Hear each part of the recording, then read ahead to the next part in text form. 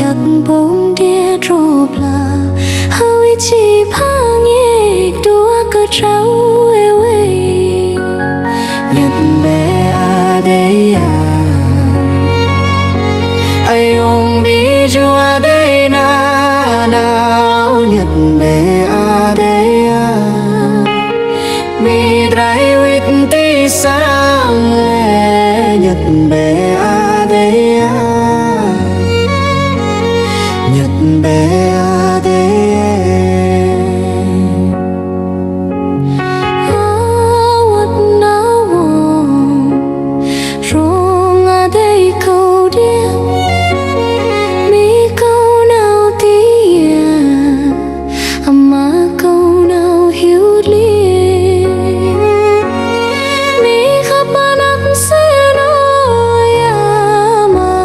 sẽ chữ lộn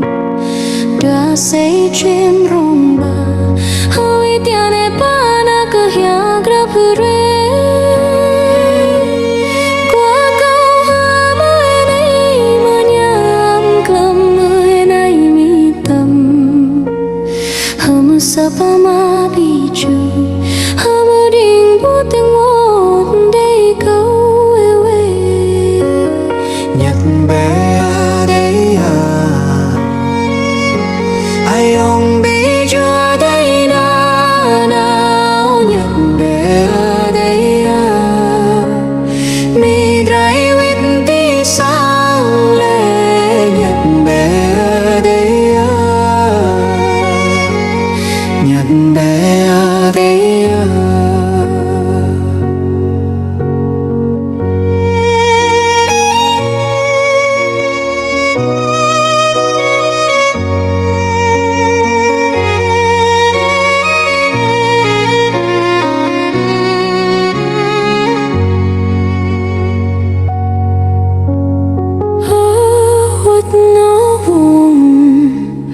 rung ở đây câu điện mi câu nào tí hờ mà câu nào cơ broan chân câu đốc lắm sáng là rung ở đây câu điện hiền biển đã qua nhiều hè hay là nhiều thân mân đây câu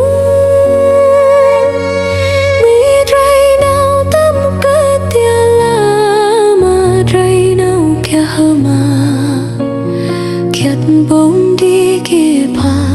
hơi chỉ phang nhẹ đua cơ trao eo ấy nhật bé ở đây à ai ông biết chúa đây na nào nhật bé ở đây à mi trai huyết tí sáng lệ nhật bé ở đây à nhật bé ở đây à